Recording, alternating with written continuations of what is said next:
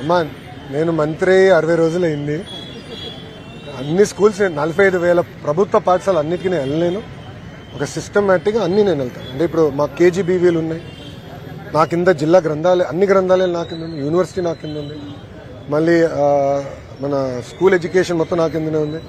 So పద్ధతి ప్రకారం మన సోషల్ వెల్ఫేర్ హాస్టల్స్ అన్ని కూడా మేము సంబంధించిన బీసీ వెల్ఫేర్ కానీ, ఎస్సీ వెల్ఫేర్ కానీ, ఎస్టీ వెల్ఫేర్ సంబంధించిన శాఖతో సంప్రదింపులు చేసి కలిసి మేము వెళ్తాం. సో అన్ని నేను వెళ్తాను. ఒకే రోజులో అన్ని అవుతుంది కదా, తప్పనిసరిగా అన్నిటికీ వెళ్తాను, వాస్తవాలు తెలుసుకుంటాను. అది నేను చెప్పనమ్మా, రేపు పొద్దున అనౌన్స్ చేస్తాను.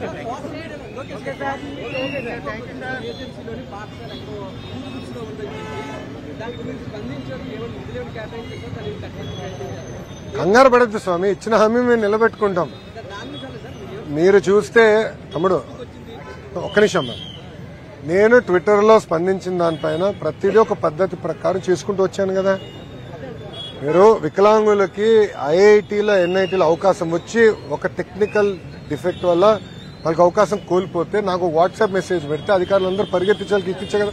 45 మంది వికలాంగులు దానివల్ల బెనిఫిట్ అయ్యారు కదా.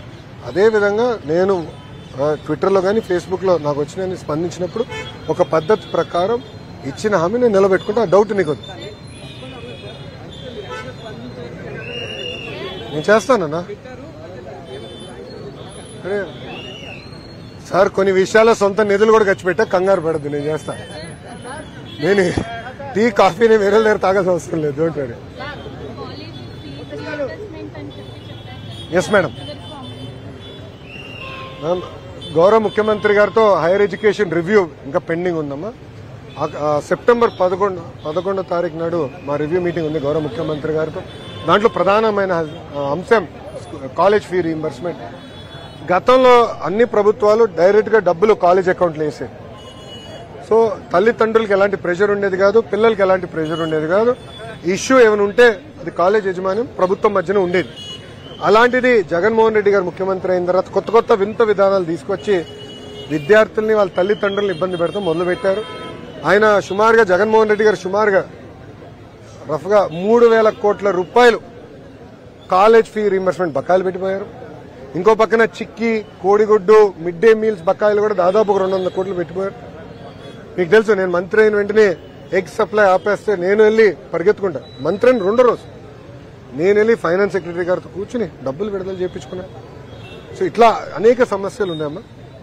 నేను పాదయాత్రలో చాలా స్పష్టంగా చెప్పాను, ప్రభుత్వమే పాత విధానం ఫీ రీయింబర్స్మెంట్ పాత విధానం అమలు చేస్తుంది.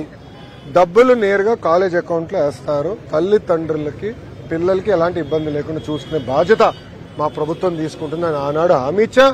ఆ హామీకి నేను ఇప్పుడు కూడా కట్టుబడి ఉన్నాను.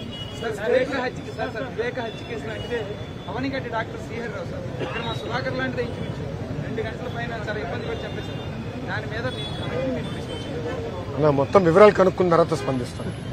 చెప్పండి, నాకు అంత అవగాహన లేదు. అది let me get all details and then I'll respond.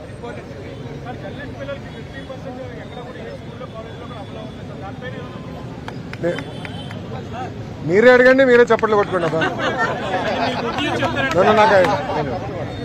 ఇది కలెక్టర్ గారు అమలు చేయాలమ్మా, కలెక్టర్ గారు మాట్లాడాలి.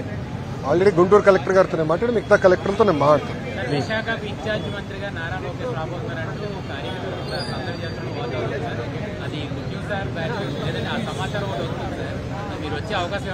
అది కదా, ఏది గుడ్ న్యూస్ ఏది బ్యాడ్ న్యూస్.